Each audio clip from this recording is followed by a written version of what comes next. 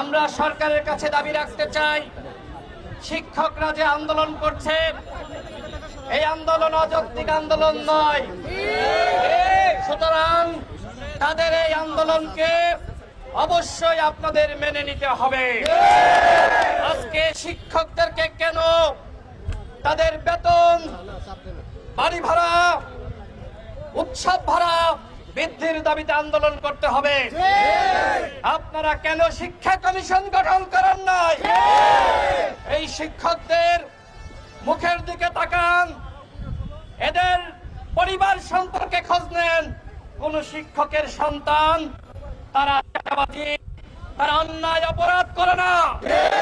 শিক্ষকরা দুর্নীতি করে না, দুর্নীতি করে আমলারা, দুর্নীতি করে আপনার সরকারের সাথে যারা রয়েছে তারা।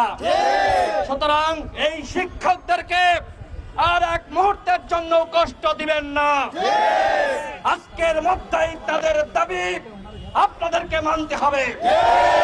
শিক্ষকদের সাথে ফাজলামি করবেন আর আমরা সেটি মেনে নিব, এটি হতে পারে না।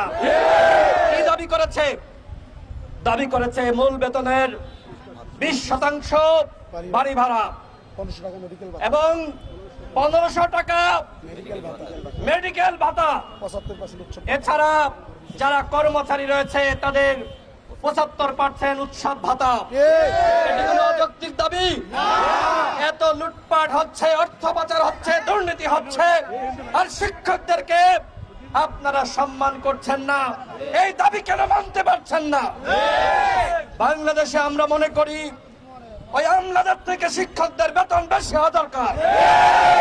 আজকে শিক্ষকরা কেন আজকে শিক্ষা প্রতিষ্ঠান আজকে শাটডাউন ঘোষণা করে কেন ঢাকায় আসবে, কেন আন্দোলন করবে? আপনারা বোঝেন না ওই আমলাদের গাড়ি লাগে, ওদের বাড়ি লাগে, ওদের অন্যান্য সুবিধা লাগে, শিক্ষকদের লাগে না? শিক্ষা কমিশন গঠন করে অনতিবিলম্বে শিক্ষকদের বেতন ভাতা বাড়াতে হবে।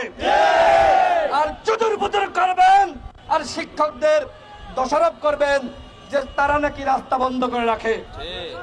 আরে রাস্তা কেন বন্ধ করবে? এই রাস্তা বন্ধ করার আগেই তাদের দাবি আপনারা কেন মানেন নাই? আমি শিক্ষক সমাজকে কথা দিচ্ছি, যতক্ষণ না পর্যন্ত আপনাদের দাবি আদায় হবে, গণ অধিকার পরিষদ আপনাদের সাথে রয়েছে। আপনাদের সাথে ওই সচিবালয় ঘেরাও করার জন্য আমিও যেতে প্রস্তুত আছি। আপনারা আপনাদের আন্দোলন চালিয়ে যান।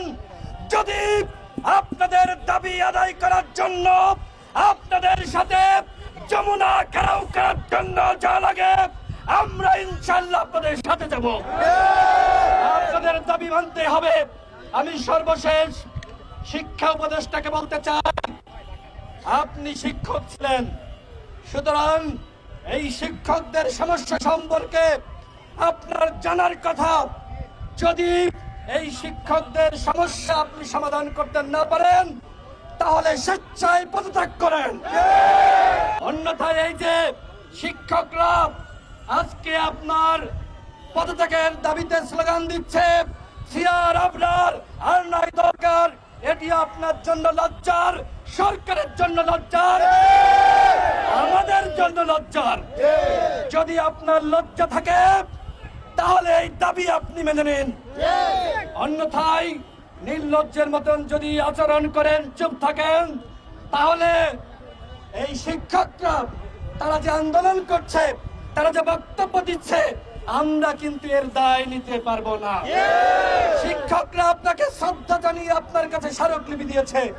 আপনার সরকার বলেছিল দাবি মেনে নিবে, যমুনা ঘেরাও করতে নিষেধ করেছে, সচিবালয় ঘেরাও করতে নিষেধ করেছে। আপনাদের কথার উপর তারা আস্থা রেখেছে, কিন্তু তাদের দাবির উপরে আপনাদের কেন আস্থা নাই? আগামী 24 ঘন্টার মধ্যে শিক্ষকদের দাবি আপনাদের মানতে হবে। শিক্ষক সমাজ রাজপথে রয়েছে, তারা কষ্ট করছে, সাংবাদিকরাও কষ্ট করছে, আমরাও চিন্তিত রয়েছি। সুতরাং তাদের এই সামান্য দাবি, এই দাবি মানতে হবে এবং শিক্ষকদেরকে পর্যাপ্ত সুযোগ সুবিধা দিতে হবে। দুর্নীতিবাজরা আজকে লুটপাট করে খাচ্ছে, শিক্ষকরা কোনো দুর্নীতি করে না। আজকে ন্যায্য দাবি নিয়ে আন্দোলন করছে, এই ন্যায্য দাবির সাথে আমরা রয়েছি।